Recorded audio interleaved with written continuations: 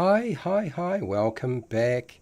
Sorry I'm a bit late. Would you believe it? Today is the day that apparently on D&D Beyond, the Monster Manual for 2025 was released.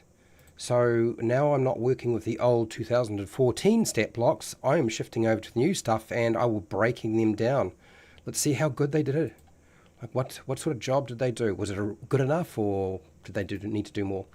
And I also had Castles and Crusades, Monsters and Treasures, and the other two books that go with this, the cool books, show up. Thank you, John Fisher, Agile Monk, also a patron and subscriber, and I really do appreciate you sending it to me. Okay, so this is why I was a little bit late. I'm going to put up a poll, and we'll see how people respond to that poll. I would suggest grabbing some food, some drink. I am pretty much ready to go, and yeah. And I also have a lot of the old versions of the monster manuals to refer to when looking at how to deal with the skeleton. And I think I've solved one of the problems with the skeleton. I think I have actually solved one of the problems with the skeleton. Would you believe it? Anyway, let's get into this, shall we?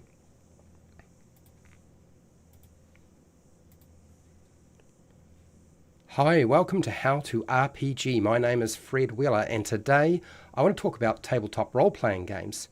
And I think the first thing that came to mind when I was thinking about the skeleton was the Evil Dead. And so I want to take some of my inspiration from the Evil Dead and some of my inspiration from real-world life, which is going to be, I don't know how this is going to come down for people. This is the new stat block here.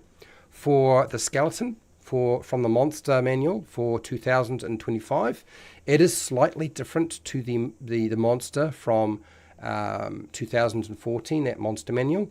And I have taken all the information, I've put it over, I've done a bit of processing, and I think I'm pretty much ready to go. So let's work on this, shall we? It's going to be very interesting. And yes, I do apologise for being a little bit late.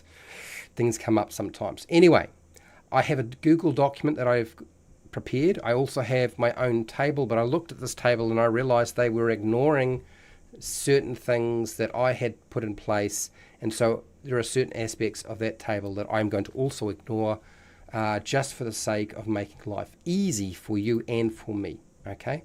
But my question to you is, what changes to the skeleton do you think needs to be made? Yeah. Okay. What changes to the skeleton needs to be made? Now, the problem with a skeleton is it's a boring monster. It's just a skeleton that whacks you or shoots you with a bow, and that's really about it. And so part of the problem, you'll notice my hat is off. It's really hot today. So if you can hear cicadas in the background, it's because that is how I will survive and not perish on this live stream. But how do you make it interesting without getting kind of silly? And this is one of the problems I've always had, is I could never figure out what to do. I don't really want my skeleton throwing fireballs or just doing something that doesn't sort of fit. And then I realized there was an answer. And so I'm going to present that answer to you today. And I'm going to leave that to the very end because I am a cunning bastard. Okay? So here's the stat block. And by all means, use the chat. Let me know what you would do. And let's have a look at what they've got. This is all in a Google document now. And I can refer back to the original. But the original is hard to read. When I look at it, I just want to cry. So instead of crying and being a baby, I'm not going to cry. I'm going to use my own stat block in the Google document. The date is definitely not the 21st of December. We are dealing with the 5th in New Zealand of February. I think that's right. It is 2025 now. Oops. Good if you could actually spell it correctly, Fred. Okay. All right. There we go. At least that's one word that is spelt the same way in America with their modified English compared to New Zealand and anywhere else in the world. So I appreciate that. Okay, so first thing you'll notice is the armor class is higher. Now the armor class is higher for what reason? Well, I think they have decided that the armor class was not high enough to present a good enough challenge, and being able to hit an armor class of 13, which is what it was before, is simply too easy. So I think that's why they've done that. And they've also increased the dexterity modifier or score. So it's now a 16 with a +3. So this is part of the reason why that calculation went up. And I think they're assuming, and they have not said, that it's got some sort of scraps of armor as its additional armor part of the monster. So I think that's kind of where they're going with this. Now, normally, I would look at my own table. My own table is modified for what I think would be sensible, but I don't want to be left behind and have somebody say, Fred, you're making the monsters weaker than Wizards of the Coast. Stop being a pussy. So although I like cats, I prefer dogs. I would prefer not to be considered a pussy, so I will not be a pussy about it. I'm going to take this as the original challenge rating for this monster is a quarter. It's a quarter challenge rating, which basically means you should be able to face about, I would say, about 4 of these if your character party is level 1, and it would be a challenge. That's, I think, what the assumption is, right? I could be wrong, but I mean, they've got a lot of assumptions and a lot of supposed mathematics that works. So with challenge rating a quarter, proficiency bonus, we don't have to worry about that. It's all correct. Its armor class is 13, and I've always said, if you bump it up by +1 or drop it down by +1, make it +1 or -1 from the recommendation from the Dungeon Master Guide from 2014, I think they're kind of still working with that maths. They're just making sure all their monsters are consistent across the board in terms of that. So I actually don't think that we need to get too worried about it being a 14. It doesn't need to go down to a 13, back to a 13. So we'll leave it at 14. That's fine. What I do have an issue is the hit points. I know that 13 hit points in a party of level 1 characters in my group, that would be dead after probably, potentially one character would do 13 points of damage and the skeleton is destroyed. If they have bludgeoning weapons, they're going to be vulnerable, so they're probably going to hit it with a mace and it's gone in one blow. If I'm lucky, 2 players in my group will get to smack that skeleton before it's out of commission. Which means if you have 4 skeletons, that means that probably every round you're losing 2 skeletons, and the fight will take maybe 2 rounds if you're lucky. If you have a group of 5 or 6, it's going to be finished much shorter. It could be 1.5 rounds and the battle's over. So how do we fix that? Well, we give it more hit points. And I'm of the opinion that we give them quite a few more hit points. Now, I'm getting rid of this equation because I've already done the maths for it. I wanted to hit between 36 and 49 at the maximum number of hit points. And so this is the calculation that I did ahead of time, so I don't have to do it now. Okay, I'm a cheater. Okay, so this is what I've done. Now it's 4d8 plus 8, okay, which is in line with the constitution of this modifier. And I would pick a number between 40 and 26 hit points to make sure that your battle will last about 3 or 4 rounds. So it's an actual fight rather than it suddenly we start and then we've stopped before we even got very far. Okay?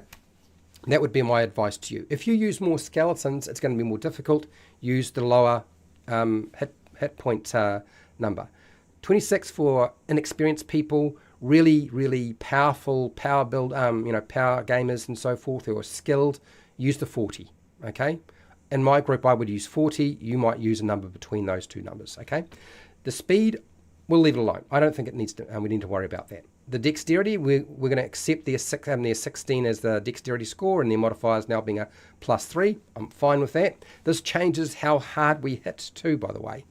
Okay, now damage vulnerabilities. It's currently got bludgeoning, but I actually think that radiant should be included.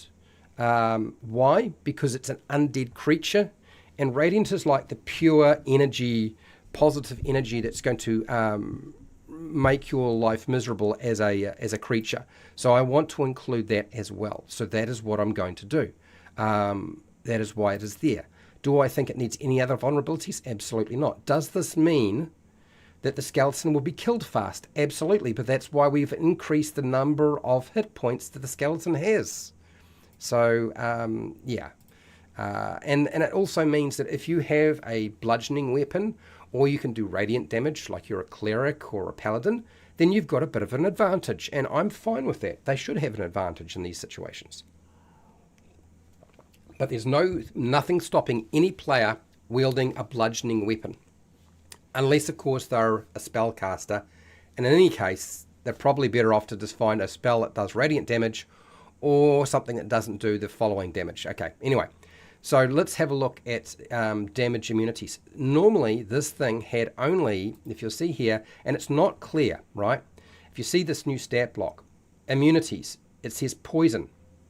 And then it's got semicolon, exhaustion, poisoned. So that is the condition, but they've decided to abbreviate it into one line rather than having two lines where you have damage immunities and then damage condition immunities. So I'm going to keep the two lines because I looked at this and I thought that, well, I can figure it out, but I think this will be confusing as hell for everybody else. So I'm not going to do that. So they already had poison as being a damage immunity, but I think also cold and necrotic makes sense. So we're going to include those. Why cold? Because the creature is essentially dead. Okay? Why would cold affect it? Make it more brittle? Maybe. Necrotic? Why would necrotic damage? It's got no real life anymore. It's held together by necromantic magic, and probably something that's very, very nasty and very, very evil. Okay? And I don't want to get into a conversation about why do you assume that skeletons are evil. Go ask AJ Pickett. That's my advice. Anyway, so next, condition immunities. This was a tricky one because it only has exhaustion and poisoned, and I don't think that's enough. What I did was I went and had a look at older versions of Dungeons and Dragons, and I also looked at Shadow Dark because Shadow Dark is basically just Dungeons and Dragons. So I started kind of with this, and I was looking at the skeleton, and I was thinking, okay, so what's the deal with the skeleton? Is there anything that she's highlighted that I need to consider with regard to a skeleton and fighting a skeleton? And it's the same thing that usually comes up with all skeletons, and that is we're going to deal with being, here we go. She's just put down one thing, and this is immune to morale checks. So I thought, okay, that makes sense. Why I looked at old versions of D&D, and they basically indicated that that skeletons aren't affected by fear effects. So being frightened, you can't frighten a skeleton. So I'm actually good with this. We'll go with that. AD&D, first ed edition, second ed edition was saying this. So I think this is something we should be adding to our condition immunities. Now, the more condition immunities and damage immunities you give a monster, the stronger they get, but it doesn't really have that many. It looks like a lot, but it's not. It's not a big deal, okay? And often condition immunities aren't the end of the world. Now, it doesn't have eyeballs anymore, so how can you blind this thing? So I added blinded. Now, if you also look at the older version of this monster, charm effects did not affect a skeleton. AD&D, charm, you can't charm it. It's not going to be charmed. How do you deafen something that doesn't have ears? It doesn't have ears to hear. It hears by magic, and it sees by magic. So there isn't anything biological thing going on here. So I'm adding these in as well. Okay? So I've just ramped up our skeleton a little bit. And ultimately, in the end, it's really not going to matter too much. But there are certain strategies that aren't going to work, and these are the ones. Okay, next. It had dark vision. If you'll notice in the stat block, its senses is dark vision 60 feet. I don't think that is the right type of vision for an undead, particularly when they don't have any biological hardware, biology to actually use. So we're going to use blind sight, and I don't think blind sight to 60 feet is good enough. I want my monsters to be better than the player characters, who all seem to have dark vision to 60 feet. So I'm giving it 120 feet. I don't have any problem with the passive perception. I'm all right with it having mediocre perception. That's all good. So this is part of the reason why I've included blind condition and deafened condition because of the blind sight. It shouldn't really come into play. Okay. All right, so that's that one. The languages is fine. I'm happy with that. Let's move down. This is moving along fairly quickly, and you'll notice that I will be pretty much done in no time. Okay, next thing. I looked at the melee attack roll. Now, if you look at the original, it's pretty close to the original stat block, okay, for 2014. I think the only difference is that the damage it does is 1 point higher. Instead of 5 points of damage on average, you do 6. I'm actually not against that idea. I'm all right with it. I can live with it. You know, I won't freak out. So the first thing that came to mind when I looked at this, I thought, well, one, they have decided that a quarter challenge rating should really hit just as hard as a challenge rating 1 monster, because your characters don't have a quarter of a level or half of a level. So we kind of have to have a cutoff point for it to be a decent fight and not just a waste of your time as a game master and the players. We actually need to have them hit a reasonable amount of times. So I think 5 is actually probably about right. Let's do that. It's got a dexterity. We're using dexterity for all these attacks. We're not using strength. And I know it's got a short sword, but heck, if it didn't have a short sword, I'd still use dexterity, okay? Just to make life easy for myself, or just change the numbers around and use strength. But anyway, so short bow and the short sword plus 5. Proficiency bonuses plus 2, plus the dex modifier is 3. We get 5. I'm good with that. Most characters at level 1 have a plus 5 to hit. So we're on an even playing field in terms of that. In no way does this monster have cooler and more abilities than a player character, even with the damage immunities and damage condition immunities. It really doesn't. Okay, I wouldn't worry about those things. Next, damage output. The old book suggested between 4 and 5, and the old stat block had 5. They've gone up by 1 point. Now, I have a little bit of an issue with this in terms of increasing the damage to a 6. And here's my rationale and why I don't normally do something like this, and why my table in particular lists the damage output as 1 attack and 4 to 5. And the reason is this. If my skeleton ever gets in contact with a wizard, a sorcerer, or anybody with a D6 for their hit points, and they have maximum hit points but they didn't increase their con, they're probably on their face after the first strike. If they get hit, they go down the first time they get hit. So there's really not an awful lot for them to do other than fall on their face. Now, you could say, well, yes, but Fred, spellcasters shouldn't be in the front line either. They should not have been getting hit. It should be the guys in the front line. You know, that's why we have fighters and paladins and barbarians. And I'm like, yes, that's true. But we also need to consider that most fights, 50% of all fights that players engage in, will probably involve surprise or an ambush from the monsters rather than the players ambushing the monsters. Do you know what I mean? So the monsters are ambushing about 50% of the time, at least. If your game master or dungeon master is a bit more ruthless, it's going to happen more often. So we need to make sure that our monsters aren't capable of taking out our player characters too quickly. So they've got time. Now, 5e is still a very easy game.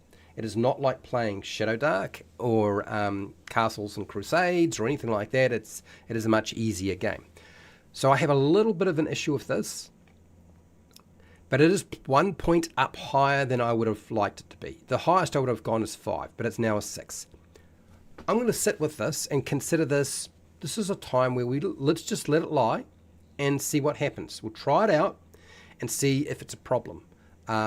Because skeletons, every skeleton battle that I've ever run for my group have always been a cakewalk and a boring fight. It has really been kind of almost like a waste of time, which is quite often why I don't like including skeletons. Or if I do, I throw so many skeletons at them that it's just just so that they've got something to hit for a little bit longer than half a round or 1 round, which tends to be the case. So that was my thought. So those are the changes. Now, I haven't made a lot of changes, but I have made some significant changes. They have too, okay? And so I want to go to chat, see what people have to say, and I'm going to add in one feature. I'm not entirely sure how I want to structure it, whether I want to tie it to the kind of their attack, or whether I want to make it a trait. But I have an idea to make the skeleton make sense and be a little bit more identifiable. Okay, so let's have a look at chat. I missed the top comment, so if I can't see. Whoever's got a comment above James, unfortunately the poll is blocking you, I can't see. So James, very boring, doesn't need to be super complicated, maybe basic weapon variety. Okay, all right. The monster can be boring. It is a very boring monster. I don't want it to be a boring monster. Yeah. Negative space, how's it going? They need fixing because they don't have a boss skeleton somewhere that yells put yet backbones into it. Is it your backbones into it? I think that put yet backbones into it. Okay, the puns are coming. All right, Agile Monk. Hello, Agile Monk. How's it going? So Agile Monk sent me this book, Castles and Crusades, Monsters and Treasures, and I had a look at the skeleton in here, and the skeleton in here is very, very similar to the skeleton that is in AD&D, I noticed. And I was like, did they solve any problems that I could kind of pull from? Because I had looked through 4E and various other books to see if there was something that might be showing its, a solution to the boring skeleton. By the way, Agile Monk, thank you so much for the $5 super chat. You don't have to keep doing that, man. You sent me 3 books. You don't need to send them. You don't need to give me money. You support me enough. So I was looking at this and I was like, okay, so what does the skeleton and Castles and Crusades say? Well, it doesn't say a lot, but it says it's slow. Well, that's not very helpful. Carries a shield. Oh, okay. Well, does it need to? And then what does it do? Well, skeletons attack silently and are very frightening intensity, with very frightening intensity. So it's got a description, but it's got not much else going on. So I didn't really like that. So I am having to look at older versions of Dungeons and Dragons. So first edition AD&D. Here's some of the things that it said about the skeleton. And I had to take my glasses off because it's in tiny writing. I can't read it otherwise. So if I have a look here at the skeleton and it says, okay, combat. All right, so skeletons are magically animated, undead. Okay, monsters. We got it. Cool. And they're not misunderstood. They are enchanted by a powerful magic user. Okay, of a cleric of evil alignment. All right. We're not going to get to the conversation about whether necromancy is bad or good, because I don't care. The skeletons perform according to the command of their animator. Okay, well, you're not getting enough information out of this. Let's keep going. Are we going to get anything? All right, skeletons strike with some form of weapon. All right, so they're not going to just punch you in the face. I suppose they could, though. But regardless of the weapon type, the damage caused by a hit will do 1d6 hit points. So in AD&D, it was still doing, at the top end, 6 points of damage. So I think we can probably leave the 6 there as the average damage. It's the top end, though. So maybe that's not a good example. But anyway, does that really support my argument? Probably not. Or Wizards of the Coast? Probably not. Next thing. Skeletons suffer only half damage from sharp and edged weapons. Now that means that was like, I guess, damage resistance. I don't want to add damage resistance to a monster just because it's just extra work for a game master, and skeletons don't need that to be interesting, I think.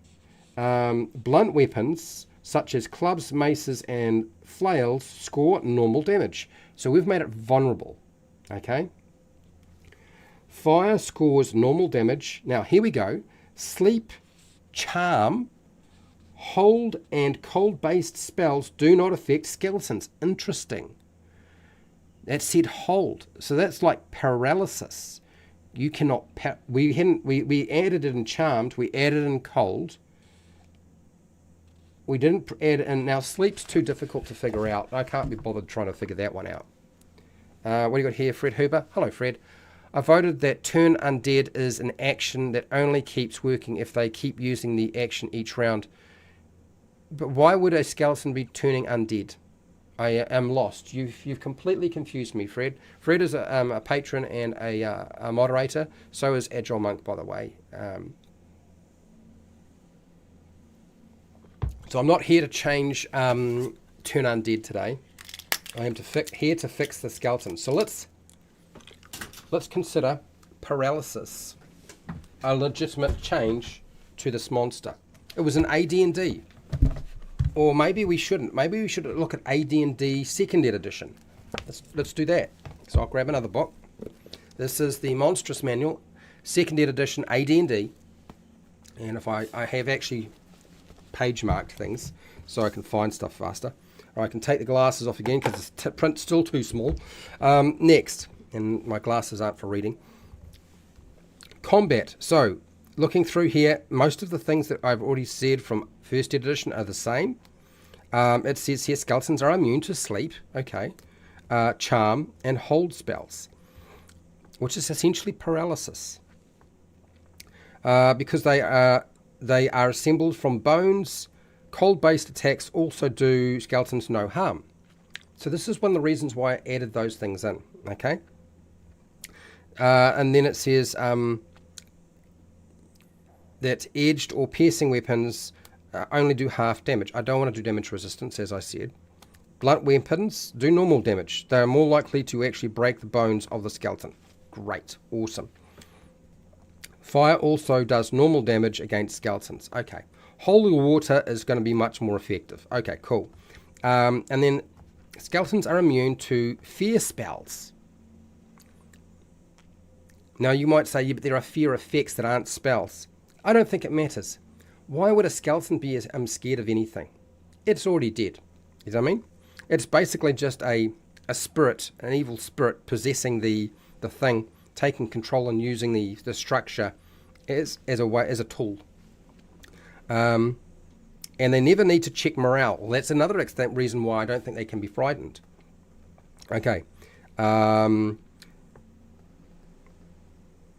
they fight to the death. So we've got it. I think we've got what we need to add in here. Now I also looked at the Monster Manual for 4E, not 3.5 unfortunately, but I've got the 4E one. And there are a bunch of skeletons here. And the thing that sort of stands out to me is that there's no clear understanding as to what is going on. But immune to disease and immune to poison seem to be things that they had included here. So I think we've got the gist of it. So I think what we'll do is we're going to add in paralysis as another condition that does not work on these monsters. And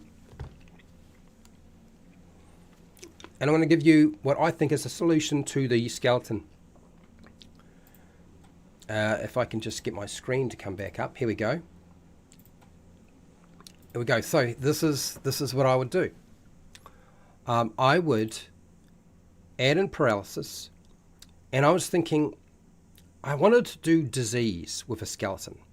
I thought, well, maybe they have some sort of bone disease that you can contract from them.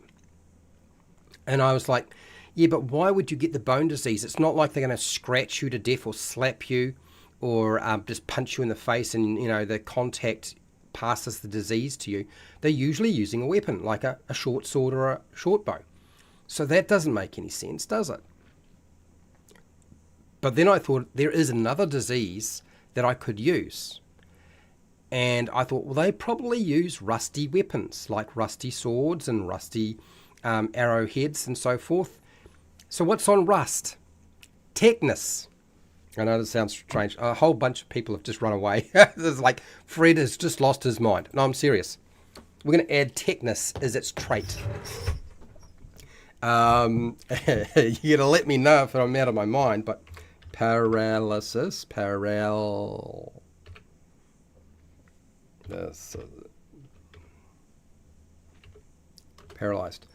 Okay, paralyzed, poisoned. Okay, so we've got all of our conditions in here. Now I thought, well, now I need to attach it to the attacks, but I thought, no, that's a pain. Let's make it a trait. It's much easier to write it up as a trait than it is to write it into the attack. So that means that it will work with the rusty arrowheads and the rusty swords. So, I had tetanus up in Tech. Okay, techness. There we go. Techness. And this is very specific. We could just call it disease, I would imagine. We wouldn't have to call it techness. But I think it's quite funny. So I'm going to put techness in there. Okay? Techness. All skeleton weapons are rusty and have the disease tetanus on them. Okay, there we go. Roll. Okay, so now I need to have a mechanic for making a saving throw. And for the life of me, I've been doing too much stuff with HowtoDandD, so now I've like literally forgotten the normal format for writing up a saving throw for a. And also I want it to be nice and simple. I don't want it to take forever to explain how it works. All skeleton weapons are rusty and have tetanus on them. When a target is hit by the skeleton, it must make a DC. Now we're going to make it a 13. Why a 13? Well, I changed my DCs for quarter range, but they don't seem to be doing that this time around for 2025. They seem to be sitting with 13 is kind of like the minimum unless you have challenge rating 0. So we're going to go with the 13. Okay, that's kind of what the players would have as their best saving throw anyway. So DC 13 Constitution saving throw or be diseased. Whoops, that Constitution, it would help if I got it right. Or be diseased if they fail. Okay. So I think that's all we need to say there. Now, what happens if they get the tetanus? I wanted a really simple mechanic. I wanted something that would not be hard for you to implement. So this is what I'm going to do here. So I'm adding in probably, I think, 3 sentences here to a stat block that didn't have 3 sentences. So it's making it a bit bigger, I know.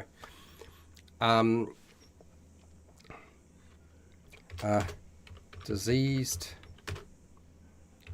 creature, a diseased living creature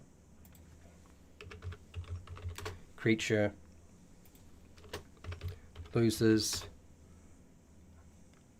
1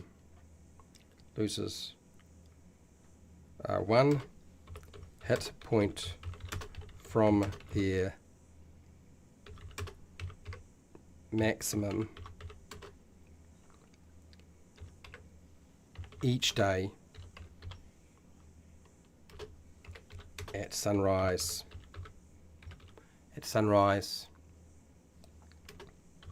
until the disease is removed.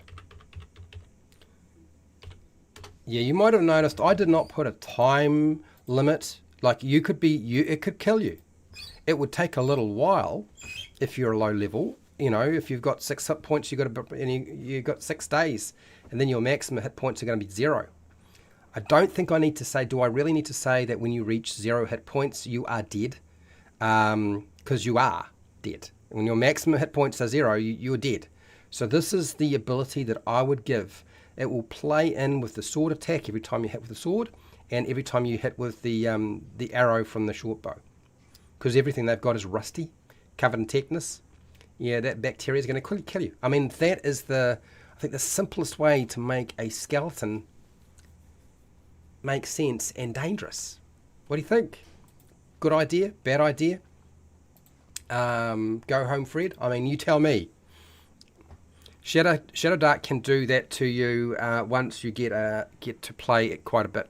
I work on creations for it. Yeah, I've been working on a lot of Shadow Dark stuff recently, classes and ancestries, and so my mind sort of goes in a weird place sometimes. So I am curious. I'm going to put this up on Patreon, by the way. I'm curious if people like this idea. You know, do they think this is the way to go? I think it is. And my view is this is the only solution to making a skeleton make sense and actually make it feel like it's a dangerous monster. Otherwise, why would you even bother using them in the first place? It's just like cannon fodder. So yeah, that was my thought. So feel free to let me know in the chat if you like this idea or not, or even in the comments section. I'm going to get going. I've probably from now on, the title doesn't say this right now, but fixing the skeleton stat block for Dungeons & Dragons 5e may well be the end of that title. And since the monster manual is now out for 2025, I'm going to be directing, since I have access to it. So one of my subscribers gives me free access to D&D Beyond, and he buys everything. I didn't buy it myself. Okay, it wasn't given to me. So the weapons are enchanted with techness by your definition, pretty much. Mike, that's a pretty good assessment. Yeah, I know where you're going with it's enchanted, but yes, essentially it's enchanted techness.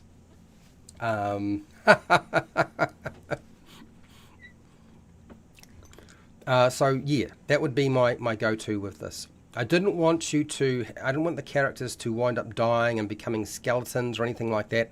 I just wanted them to die because, of course, once they become a skeleton, they could potentially be raised as animated skeletons, I guess. But I also wanted the time frame to be long. Do you know what I mean?